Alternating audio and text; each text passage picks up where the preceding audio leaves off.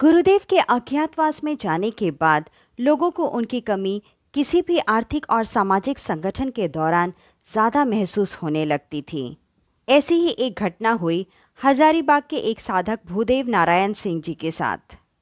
वे शांति कुंज गए। माताजी ने सभी आने वाले लोगों के लिए 1 घंटे का समय रखा हुआ था। वे प्रायः सुबह ही सभी से मिलती थी। कभी कभार यदि वक्त मिले तो दोपहर को भी मिल लेती थी। दोपहर का वक्त डाक के लिए होता था। किसी खास प्रयोजन के लिए आए हुए अतिथि से भी वे मिल लिया करती थीं। उनसे बातचीत करते वक्त लोगों की चिट्ठियां भी पढ़ती थी। भूदेव बाबू भी दोपहर के समय में माताजी से मिलने वाले थे। उस वक्त बांग्लादेश विभाजन का समय चल रहा था। बहुत सारे शरणार्थी एक साथ जुट रहे थे।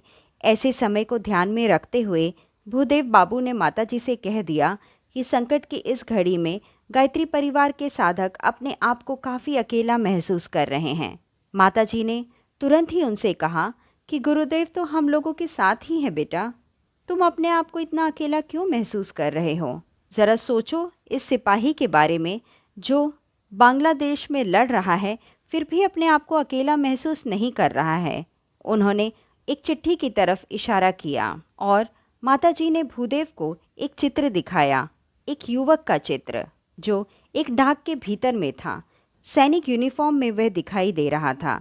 उस युवक ने लिखा कि मैं मिदनापुर के पास आतताई सैन्य कर्मियों से लोहा ले रहा हूँ। उसकी टुकड़ी में 4 और सैनिक थे। वे रात को ही कूच करते थे।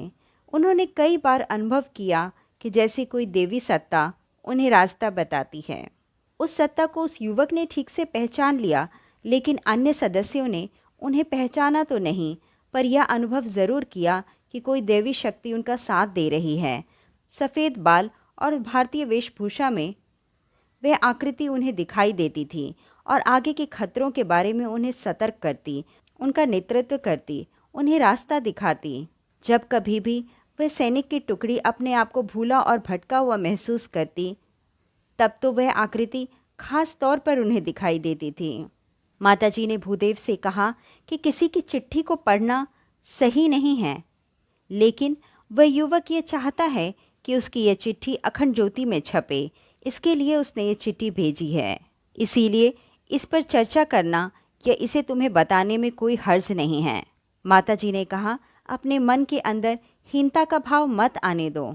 हम लोग कुछ नहीं कर सकते ऐसा मत सोचो। हम देश से अलग थोड़े ही हैं। गुरुदेव ने कई बार यह कहा है कि विश्व की रचना में भारत का अग्रणी स्थान रहेगा। आने वाले समय में भारत महान बनकर ही उभरेगा, चिंता ना करो।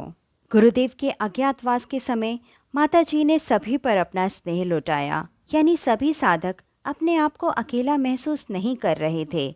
उन्हें हमेशा लगता था स्नेह से भरे हुए 2 हाथ उनके सिर पर रखे हुए हैं। माताजी के स्नेह और संरक्षण से संबंधित एक और घटना उन दिनों हुई थी। एक दिन किसी साधक ने आकर बताया कि माताजी रेल लाइन पर हाथी का एक शावक कटा पड़ा हुआ है। हाथी का वह बच्चा शायद पटरी पार कर रहा होगा और अपने मस्त चाल के कारण उसे पता नहीं चला कब रेल उस पर से गुजर गई और शावक कटकर मर गया।